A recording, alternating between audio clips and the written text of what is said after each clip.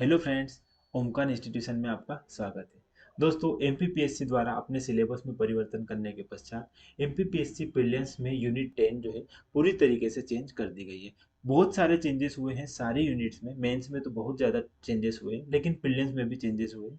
लेकिन MPPSC prelims की जो 10th यूनिट है वो पूरी हटा दी गई है कमीशंस की, और अब यूनिट 5 में बस एक लाइन के रूप में उसको जोड़ दिया है। और यूनिट 10 जो है जनजातियों के संदर्भ में नई यूनिट के रूप में सामने आई है। दोस्तों, आप सभी अभी यूनिट 10 के लिए परेशान हो नोट्स के लिए। मार्केट में कब नोट्स आएंगे, कौन कौन से टॉपिक कहाँ से उठाएं। तो दोस्तों, आज इस क्लास में हम इंट्रोडक्शन के रूप में पूरी जो है M P P S C prelims की जो 10th यूनिट है इसका अच्छे से अध्ययन करेंगे। फिर रेगुलर क्लास हमारे यूट्यूब पर भी रहेगी। दोस्तों, M P P S C में 10th यूनिट जो है इससे पहले भी हम अध्ययन करते थे। पहले जो है हम पहली यूनिट हुआ करती थी प्रीलिम्स की, मध्य प्रदेश का इतिहास संस्कृति, वहां पर पढ़ते थे। लेकिन पूरे मध्य प्रदेश के संदर्भ में पढ़ते थे। लेकिन अब क्या है दोस्तों, अगर जनजातियों के संदर्भ में दिया है तो हमें स्पेशली जनजातियों को भी पढ़ना रहेगा।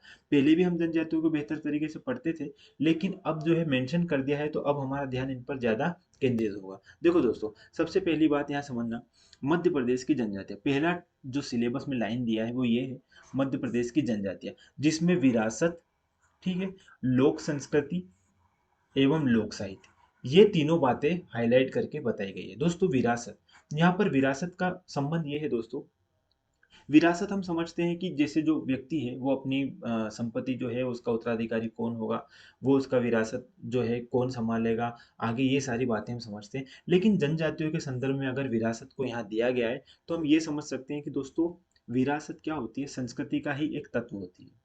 विरासत जो होती है संस्कृति का एक तत्व होती है। मतलब ये कि जैसे भील जनजाति है या गोंड जनजाति है या कोई सी भी जनजाति है, वो जनजाति अपने रहन सहन को अपने आने वाली पीढ़ी तक पहुंचाती है। फिर वह वो भी जो आने वाली पीढ़ी जो है वो उसको संभालती है।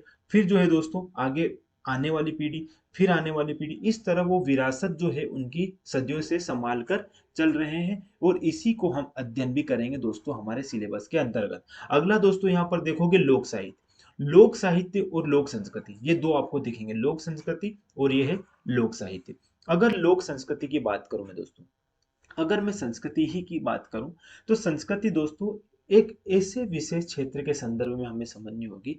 एक ऐसे विशेष क्षेत्र में रहने वाले लोग जिनकी अपनी क्या हो, परंपराएं हो, अपनी रीतियां हो, रूढ़ियां हो, त्योहार हो, उत्सव हो, भाषा हो, बोलियां हो, तो ये सारे जो है एक विशेष क्षेत्र में जो है लोग या जनमानस द्वारा अपनाए जाते हैं। उनकी जो ये विशेषताई है दोस्तों, लोक संस्कृति के संदर्भ में हम समझेंगे, जो हमारे सिलेबस में भी दी है। देखो दोस्तों, यहाँ पर जनजाति संस्कृति जिनमें परंपराएं, विशिष्ट कलाएं, त्योहार, उत्सव, भाषा, बोली एवं साहित्य, ये सारी बातें हम यहाँ पर भी समझेंगे। ठीक है दोस्तों, ये जो है इन्हीं के संदर्भ में हम समझते हैं इनके धार्मिक अनुष्ठान क्या होते हैं, धार्मिक इनके सामाजिक जो है क्या क्या, क्या क्या इनके जो परंपरागत रूप से किस चीज का पालन कर रहे हैं, उन्हीं बातों को हम यहाँ पर समझेंगे दोस्तों। तो ये संस्कृति होती है।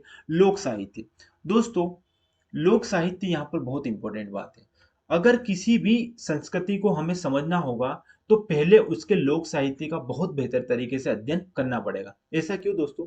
क्योंकि लोक साहित्य जो है, ये जो जनमानस, लोक साहित्य का तात्पर्य यही है दोस्तों कि लोक मतलब यहाँ जनमानस से है, जन समुदाय से। ऐसा जन समुदाय जो परंपरागत रूप से किसी बात को, चाहे रीति रिवाज हो, चाहे भाषा हो, बोली हो, उनको परंपरागत रूप से अपना रहा है और उनको वास्तविक रूप में आगे आगे आगे बढ़ाता जा रहा है। तो यही बातें जो है हम यहाँ पर हमारे सिलेबस के संदर्भ में भी पढ़ेंगे। फिर इन साहित्य की क्या हो जाती है, रचना हो जाती है, इनके बारे में कुछ लिख दिया जाता है, जिनको फिर हम क्या करते हैं, पढ़ते हैं, और ये जो जनजातियां हैं जिन्हें ये अपनाती है।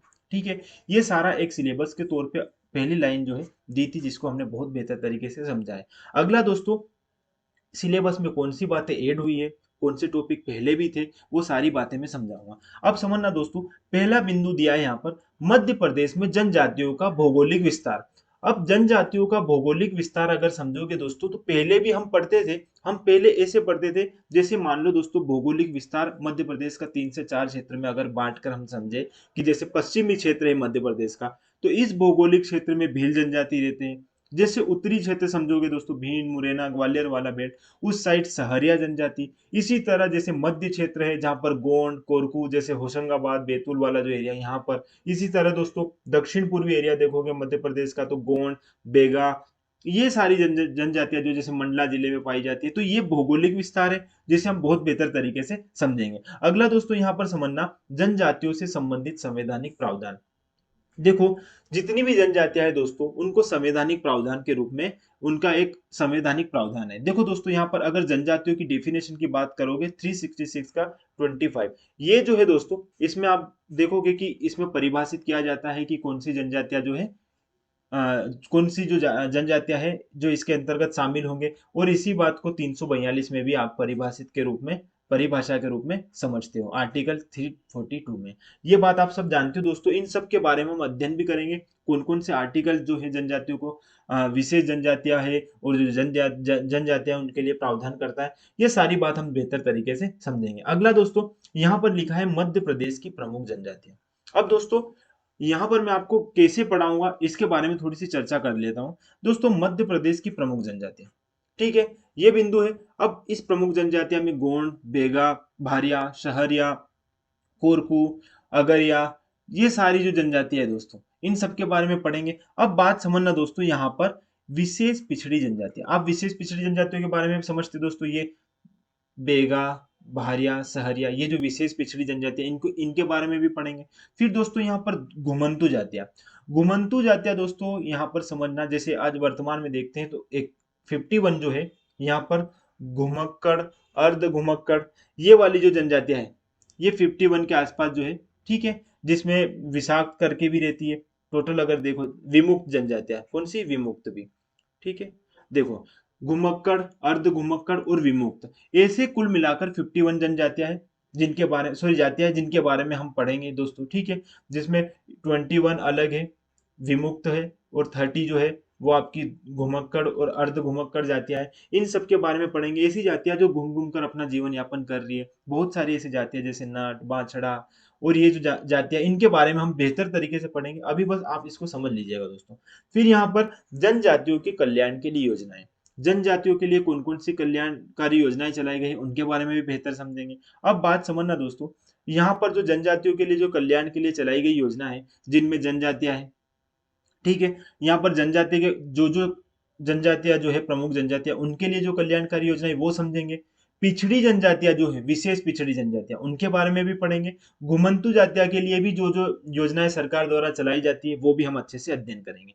अब दोस्तों, ये वाला बिंदु थोड़ा समझना, इसको हम इस तरह अध्ययन करेंगे। देखो, यहाँ पर समझना, मध्य प्रदेश की प्रमुख जनजातियां, जैसे मान लो भील है, तो सबसे पहले हम भील पढ़ेंगे। फिर भील की जो संस्कृति है उसके बारे में पढ़ेंगे, जैसे उसकी परंपराएं, उसकी विशिष्ट कलाएं, उसके त्योहार, उत्सव, भाषा, बोली एवं साहित्य। तो इससे क्या होगा, एक स्पेशल कोई सी जनजाति लेंगे, फिर उसका सारा हम क्या करेंगे दोस्तों, उसकी संस्कृति को बहुत बेहतर तरीके से समझेंगे। इसी तरह गोंड को उठाएंगे, इसी तरह बेगा, भारिया, सहरिया, इन सब की परंपराएं, विशिष्ट कलाएं, त्योहार, उत्सव, भाषा, बोली एवं साहित्य, सारों का बेहतर तरीके से अध्ययन करेंगे दोस्तों। जैसे परंपराएं हैं, इनकी परंपराओं में आ जाएगा इनकी धार्मिक परंपराएं, ये देवी देवता किस देवता को मनाते थे, कौन इनके प्रमुख देवता है, ठीक है, जैसे आप समझोगे यहाँ पर। फिर सामाजिक सामाजिक परंपराएं, सामाजिक परंपराएं में दोस्तों आप समझोगे यहाँ पर इनके विवाह, कौन कौन से विवाह थे, है ना, कौन से विवाह का प्रचलन था, ये सारी बातें हम अच्छे से पढ़ेंगे। विशिष्ट कलाओं में दोस्तों इनकी कलाएं हम समझते हैं, रंगकर्मी है ये, ठीक है, कौन से गाने, कौन से संगीत, गीत, ये सारी बातें जो है, नाट्य, ये सारी चीजें हम यहाँ पर अच्छे से सारी बातें जो इनकी समझेंगे विशिष्ट कलाओं में। त्योहार और उत्सव, दोस्तों त्योहार और उत्सव भी इनके जो जो है प्रमुख, उनके बारे में समझेंगे। साथ ही साथ भाषा, बोली एवं साहित्य का भी विशेष रूप से हम क्या करेंगे, अध्ययन करेंगे, ठीक है। अगला है दोस्तों यहाँ पर मध्य प्रदेश की जनजाति। अब यहाँ पर देखना दोस्तों, समझना, मध्य प्रदेश की जनजातियों का भारत के स्वतंत्रता आंदोलन में योगदान। अगर मैं पुराने सिलेबस की बात करूं दोस्तों, तो वहां पर लिखा रहता था मध्य प्रदेश का भारत के स्वतंत्रता आंदोलन में योगदान, लेकिन फिर भी हम उस समय भी जनजातियों के संदर्भ में भी पढ़ते थे। लेकिन इस बार यहाँ जनजातियों का स्पेशली सिलेबस में मेंशन कर दिया है, तो हमें इस बात को भी बेहतर तरीके से समझना होगा, ठीक है। तो जनजातियों के संदर्भ में भी दोस्तों, जनजातियों ने किस तरह स्वतंत्रता आंदोलन में हमारा योगदान दिया है भारत की आजादी में, ये सारी बातें हम पढ़ेंगे।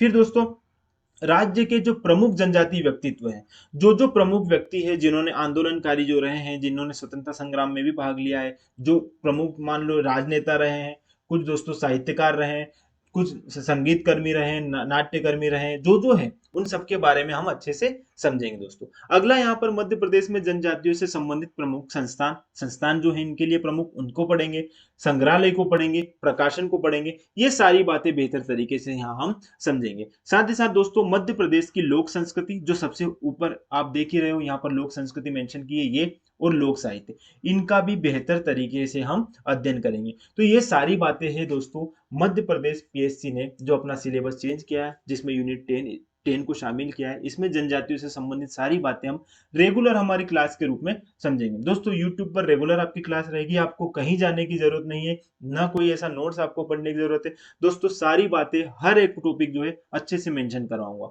और जल्दी ही इस टॉपिक को लेकर, इस यूनिट को लेकर हमारे संस्थान द्वारा आप मार्केट में बुक भी जो है लॉन्च कर दी जाएगी।